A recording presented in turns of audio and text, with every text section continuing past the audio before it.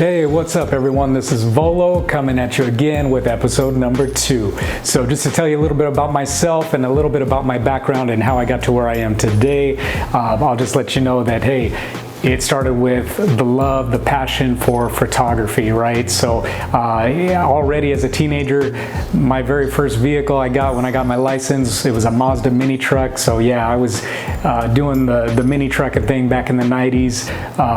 But you know, I loved cruising. You know, when I grew up, I remember watching the movie American Graffiti and just loving that culture, just cruising, showing off your ride. And that's what I did.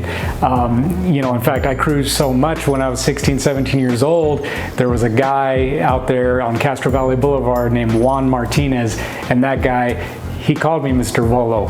He called me Mr. Boulevard. Volo's a slang name for Boulevard.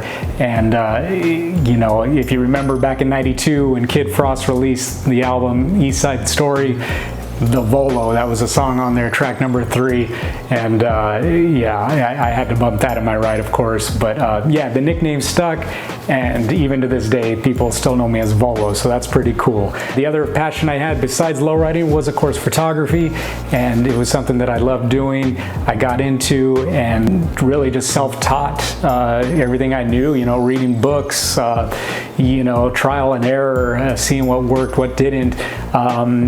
You know, and people seem to like it. I had one of the first websites back in the 90s that you know, dealt with lowriding, so it was cool to be able to put pictures out there, and from there people from all over the world were, you know, sending in messages or commenting on the pictures.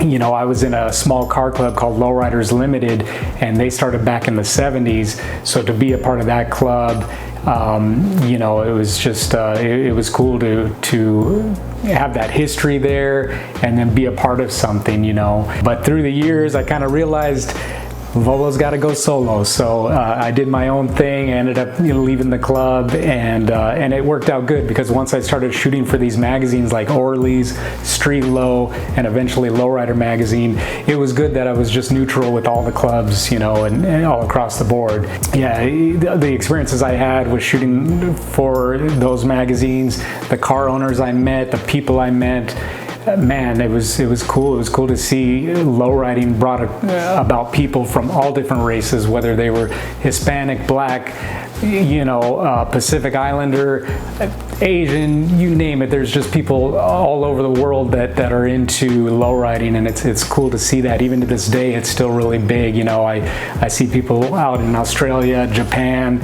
South America, South Africa. I mean, you name it. There's lowriders in all the continents, so it's cool to see that love worldwide. What brought me to photography, I was a kid, I loved just looking at photography, looking at all kinds of photography, whether it was nature, landscapes, whatever, just to see what the photographer was capturing, the angle they got, you know, and I would try to decipher how they did it. So that's kind of what I did, and once I started working at Lowrider, the mentor I looked up to was none other than Nathan Trujillo. He had worked for Lowrider magazine for years and years, and I had seen his work, and one thing I liked about him was he always picked a cool background. You know, he would like scout for a location and find a good backdrop to shoot the cars against, you know, and man, that's what I liked about him. He took the time. You know, the studio shoots, they were cool, but they were kind of plain to me. You know, it was what you shot outside, what, you know, when you found that cool building or that lake behind you, or maybe it was a back alley. It was just cool to you know, pair it up with the right car and maybe the right model if we were using a model. So that was one thing I really liked about Nathan, and I tried to do the same thing once I started doing my own car photo shoots, was just looking for the background. So definitely for all you photographers out there, I know there's a lot that go to the car shows, that go to the cruising, and they're capturing the lifestyle out there. But hey, if you're taking the time to do an actual photo shoot on a car or on a person or both, you know, take a little extra time to find the right backdrop, because that's what's really going to make it stand out. So my little advice for today: coming up in future episodes, I'm going to definitely talk more about the photo shoots I've done, some in the past. I'll, incorporate some of the pictures from those shoots, and man, there's some stories I can tell. They're pretty interesting. So hopefully I got your interest, and you'll be back to subscribe to the channel and keep watching. I'm not planning on making money on this. It's just something I'm doing for fun, again, for the low riding lifestyle that I love, and you guys too. So thank you. I'll see you on the next one.